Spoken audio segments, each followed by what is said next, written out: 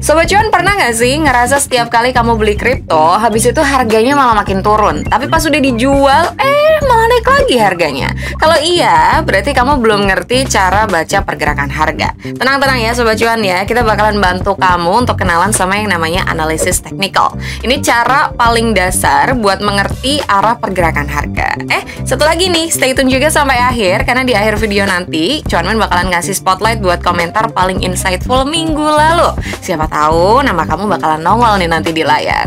Mari kita mulai dari hal yang paling dasar dulu ya Sobat Cuan, candlestick. Nah Sobat Cuan, coba kalian lihat dulu nih chart ini. Kalau kalian trading kan kayak misalnya di Pulang Web Trading, pasti kalian banyak nih ngelihat lilin warna hijau dan merah kayak gini ya. Ini namanya adalah candlestick ya, alat yang paling dasar buat ngebaca pergerakan harga. Nggak usah pusing ngapalin semua polanya ini gimana, karena buat pemula itu cukup inget dua hal ini aja. Yang pertama, kalau kita ngomongin candle yang hijau, itu artinya harga lagi naik Sobat Cuan. Pembeli lagi kuat banget narik harga ke atas, alias pembeli itu lagi dominan. Jadi semakin gemuk badannya berarti dorongannya pun makin kencang. Sebaliknya nih, kalau kita ngomongin candle yang merah misalnya, ini artinya harganya tuh lagi turun dan penjual lagi dominan. Jadi makin panjang dan gemuk batang merahnya, itu semakin dalam juga turunnya. Nah, garis tipis di atas dan bawah ini itu namanya adalah ekor atau wick. Itu nunjukin seberapa jauh harga sempat bergerak sebelum akhirnya nutup di posisi akhir. Jadi gampangnya, tiap bar ini mewakili pergerakan harga dalam satu periode Sobat Cuan. Entah itu 1 jam, 1 hari, atau 1 minggu, tergantung settingan chart yang udah kamu sesuaikan. Nah, dari bentuknya itu, kita bisa tahu siapa yang lebih kuat waktu itu, pembeli kah atau penjual? Dan seberapa jauh harga sempat naik atau turun juga waktu itu. Sekarang Sobat Cuan, kamu kan udah tahu nih cara baca bar tuh kayak gimana. Tapi pertanyaannya, gimana kamu tahu harganya tuh udah murah banget atau malah kemahalan? Nah, disinilah kita pakai yang namanya support and resistance. Bayangin harga itu kayak bola yang lagi mantul di lantai dan nabrak langit-langit deh. Ketika harganya turun dan nyentuh area yang kita sebut support, itu kayak bola yang kena lantai. Jadi seringkali dia bisa mantul lagi ke atas karena biasanya banyak yang mulai beli di area yang kita sebut ya area diskon ya. Nah sebaliknya, kalau harganya naik dan nyentuh resistance, itu kayak bola yang lagi mantul ke atas, mentok di langit-langit, sehingga alhasil banyak yang mulai jualan, jadi harganya pun seringkali berbalik turun. Nah, biar kamu kebayang, kita lihat chart ini bareng-bareng ya. Ini Cuanmin gambarin garis horizontal di bawah beberapa swing low ya, di sini nih. Nah, ini yang disebut area support Sobat Cuan. Area ini tuh dimana harga sering mantul lagi ke atas karena banyak buyer yang udah mulai masuk. Sekarang kita lihat bagian atasnya.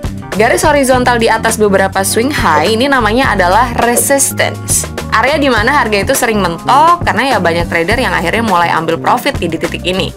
Intinya sederhana ya Sobat Cuan, support itu sama dengan areanya murah dan peluang buat para traders itu untuk bisa masuk. Sedangkan kalau kita ngomongin resistance itu sama dengan area yang mahal karena biasanya jadi sinyal buat para traders jadi lebih waspada atau bahkan ngambil untung. Selama kamu bisa baca dua level ini, selamat Sobat Cuan, karena kamu udah satu langkah lebih dekat ke cara berpikir trader pro.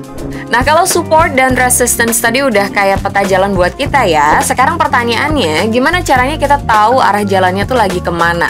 Apakah market lagi nanjak atau marketnya justru lagi turun pelan-pelan ya kan? Nah, disinilah dua indikator utama para traders bekerja. Anggap aja gini Sobat Cuan, ini tuh kayak GPS-nya market ya. Indikator pertama itu adalah favoritnya Cuanmin nih, Moving Average atau MA ya. Anggap aja ini adalah kompasnya kita. Jadi cara pakainya pun gampang banget. Kalau harga mainnya itu di atas garis MA, berarti tren lagi naik atau uptrend. Di posisi ini fokus aja untuk cari peluang buy. Sebaliknya, kalau harga mainnya itu di bawah garis MA, berarti tren lagi turun atau downtrend. Pas kayak gini, better kamu tahan diri dulu, jangan buru-buru untuk masuk ya. Oke, sekarang kita akan ngomongin indikator yang kedua Sobat Cuan, RSI atau Relative Strength Index. Kalau tadi MA itu kita bilang sebagai kompas, RSI ini kayak speedometernya deh gitu ya. Dia ngebantu kita ngebaca kecepatan dan kondisi jalannya market tuh kayak gimana.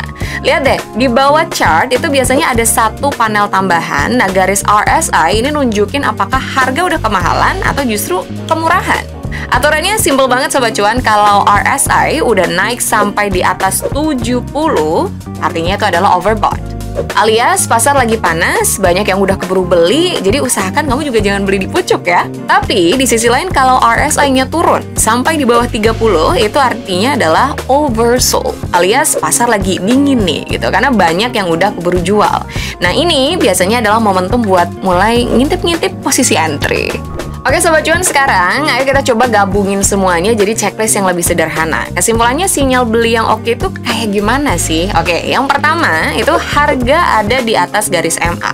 Berarti ini biasanya trennya lagi naik. Yang kedua, harga lagi mantul di area support. Karena ini biasanya adalah momen dimana kita lagi ada di area diskon. Yang ketiga, RSI-nya yang lagi nunjukin posisi oversold gitu. Karena ini adalah sinyal kalau biasanya tuh harga udah mulai murah banget. Dan yang terakhir itu muncul candle hijau gemuk sebagai bagian dari konfirmasi nih. Nah, kalau keempat sinyal ini tuh udah muncul barengan, probabilitas kamu jauh lebih oke nih dibanding cuma nebak-nebak aja arah market bakalan kemana. Oke Sobat Cuan, nextnya Cuan Min mau kasih good news nih buat kalian. Minggu lalu kan kita sempat ngadain quiz nih terkait dengan komentar yang paling insightful. Dan sekarang Cuan Min akan kasih tahu ini dia orang-orang yang beruntung. Congratulations, selamat ya buat kalian yang udah menang. Buat Sobat Cuan lainnya jangan khawatir, minggu depan masih ada kesempatan lagi. Jadi tetap aktif dan tulis pendapat atau insight kamu di kolom komentar kita ya.